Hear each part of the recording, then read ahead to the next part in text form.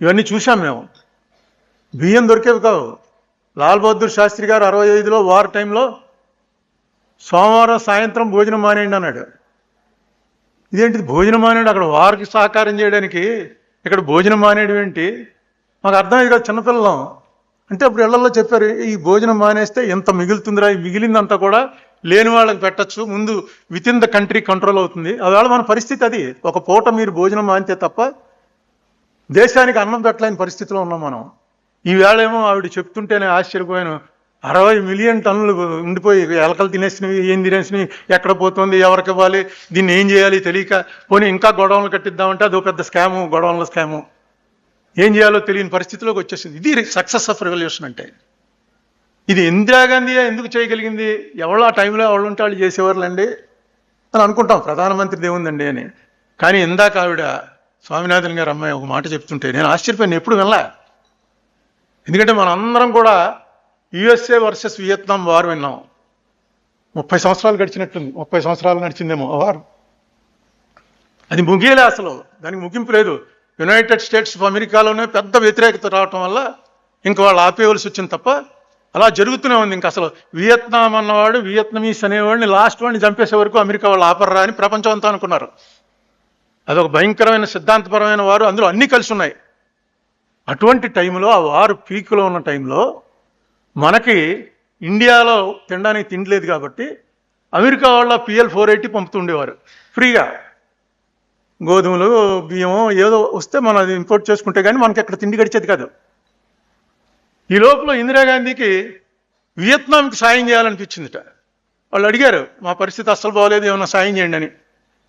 ఏం చేయాలి ఆలోచించి ఆ స్వామినాథన్ గారిని వాళ్ళని పిలిచి, మన దగ్గర ఉన్నటువంటి ఈ బియ్యం నిల్వలు ఇవన్నీ కూడా వియత్నాం పంపించండి, వాళ్ళు కష్టంలో ఉన్నారు మన అడిగారంటే, ఎక్కడమ్మా మనకి సర్ప్లస్ స్టేట్ పంజాబ్ ఒకటే ఉంది.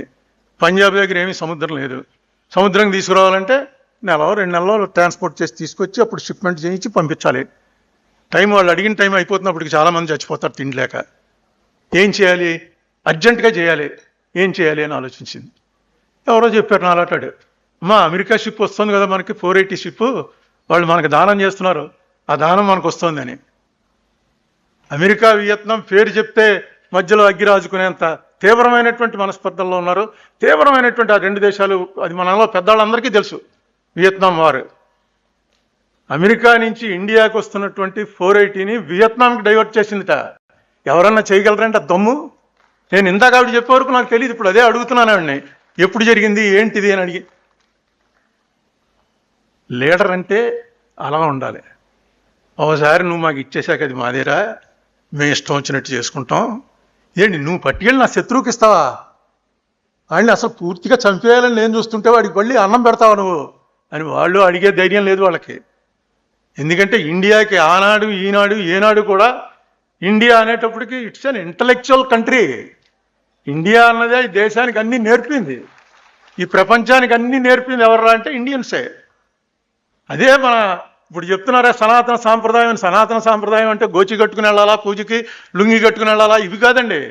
మన సనాతన సాంప్రదాయం ఏంటంటే ఈ ప్రపంచానికి వెలుగిచ్చినటువంటిది.